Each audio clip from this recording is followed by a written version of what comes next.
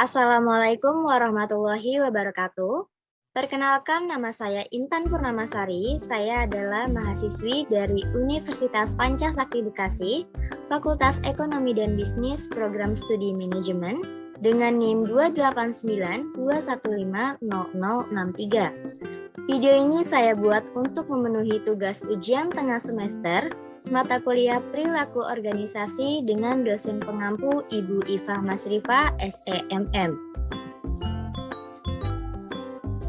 Pada kesempatan kali ini saya akan memaparkan terkait materi persepsi dan pengambilan keputusan.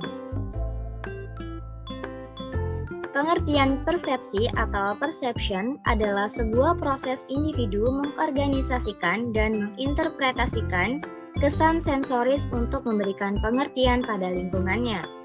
Persepsi penting bagi perilaku organisasi karena perilaku orang-orang didasarkan pada persepsi mereka tentang apa realita yang ada, bukan mengenai realita itu sendiri. Berikut ini ada beberapa pengertian persepsi menurut para ahli.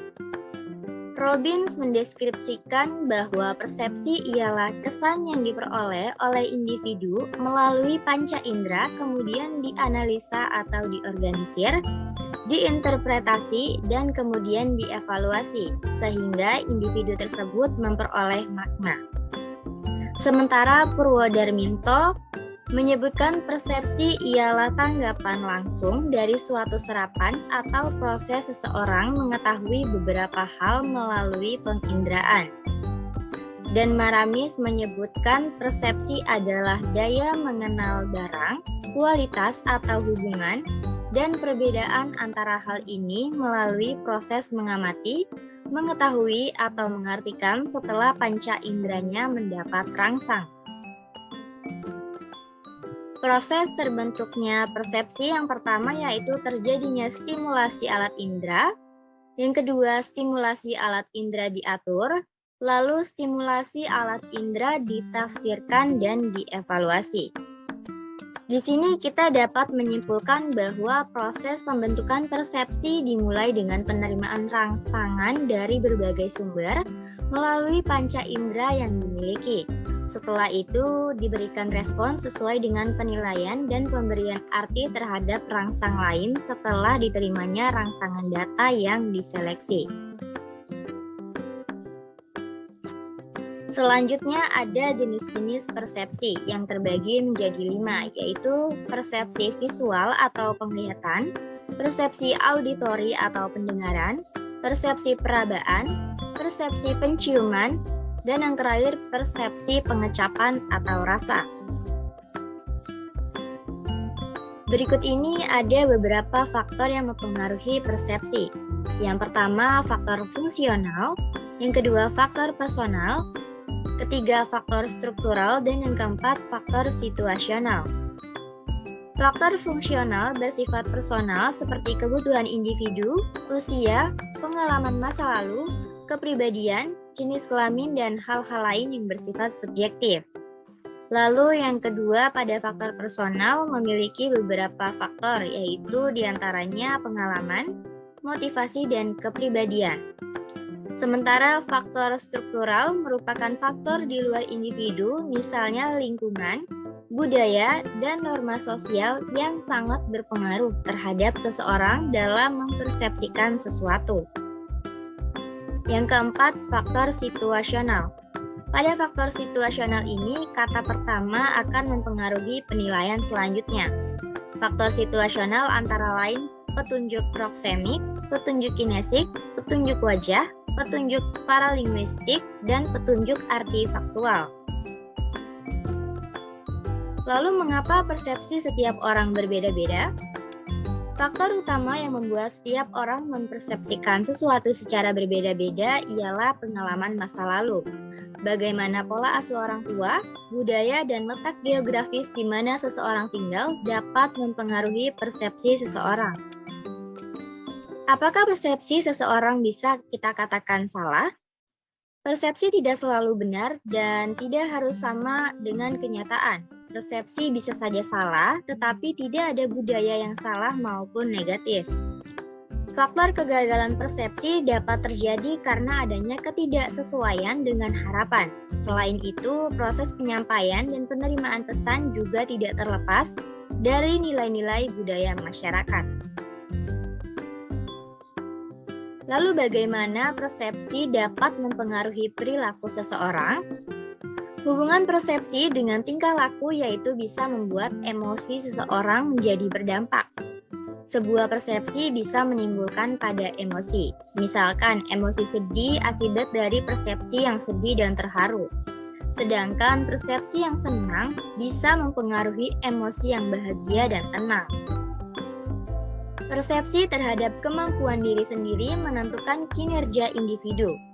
Rasa percaya diri yang kuat sebagai hasil dari persepsi terhadap kemampuan diri mendorong seseorang untuk melakukan pekerjaan dengan lebih baik yang akan menghasilkan kinerja individu yang lebih tinggi. Nah, berikut ini ada beberapa cara meningkatkan akurasi persepsi efektif, yaitu membuka wawasan, melihat masalah dari banyak sisi atau banyak pandangan, menghindari membaca isi pikiran orang lain, menghindari menganggap orang lain adalah kita, waspada terhadap bias diri sendiri, mengamati perilaku dan merumuskan hipotesis, menghindari membuat kesimpulan cepat, mencari berbagai macam petunjuk, memberikan perhatian khusus pada hal yang kontradiktif, dan menghindari stereotip. Selanjutnya ada konsep dasar pengambilan keputusan yang terbagi menjadi 5, yaitu yang pertama intuisi, pengalaman, fakta, wewenang, dan logika. Pada konsep dasar pengambilan keputusan berdasarkan intuisi ini memiliki sifat subjektif sehingga mudah terkena pengaruh. Lalu konsep dasar berdasarkan pengalaman dapat memperkirakan keadaan sesuatu dan diperhitungkan untung ruginya suatu keputusan. Lalu konsep dasar pengambilan keputusan berdasarkan fakta dapat memberikan keputusan yang sehat, solid, dan baik sehingga keputusan tersebut dapat diterima oleh orang lain. Yang keempat, konsep dasar pengambilan keputusan berdasarkan wewenang. Nah, ini biasanya dilakukan oleh pimpinan terhadap bawahannya atau seseorang yang lebih tinggi kedudukannya terhadap seseorang yang jabatannya lebih rendah. Lalu yang terakhir, ada konsep dasar pengambilan keputusan berdasarkan logika yang dimana ialah studi yang rasional sehingga keputusan yang dihasilkan bersifat objektif, logis, transparan, dan konsisten sehingga dapat sesuai dengan yang diinginkan. Lalu ada teori atribusi. Teori atribusi atau attribution theory menjelaskan cara-cara kita menilai orang dengan berbeda, bergantung pada pengertian yang kita atribusikan pada sebuah perilaku. Nah, di sini kita menentukan perilaku seseorang ini apakah disebabkan dari faktor internal atau eksternal. Berikut ini ada contoh.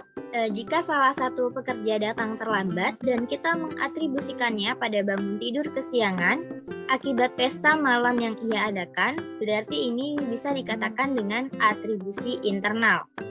Sementara atribusi eksternalnya itu jika salah satu pekerja datang terlambat dan kita mengatribusikannya pada kecelakaan mobil yang membuat macet.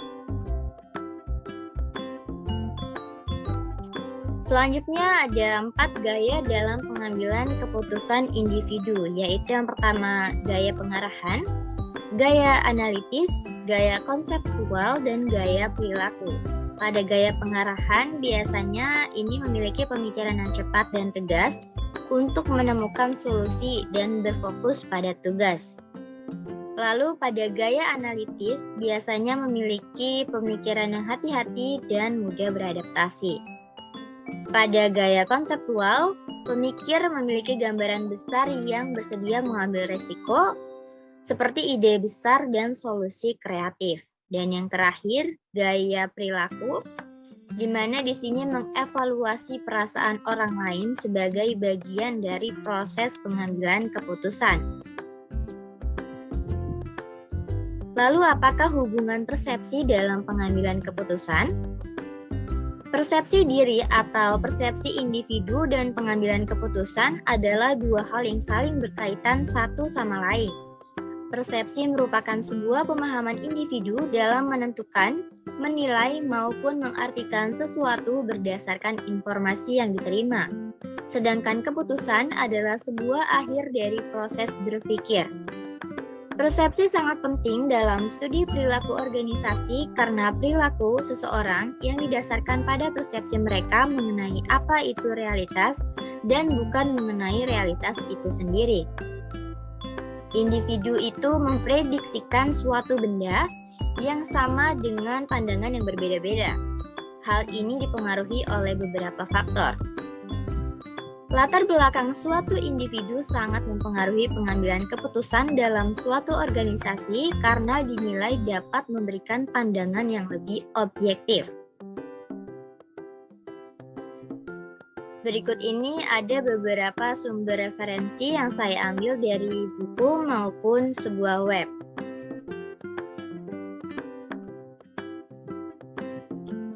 Baik, sekian pemaparan materi dari saya terkait persepsi dan pengambilan keputusan. Apabila ada kekurangan dari segi materi maupun kata-kata atau kalimat, mohon dimaafkan. Wassalamualaikum warahmatullahi wabarakatuh.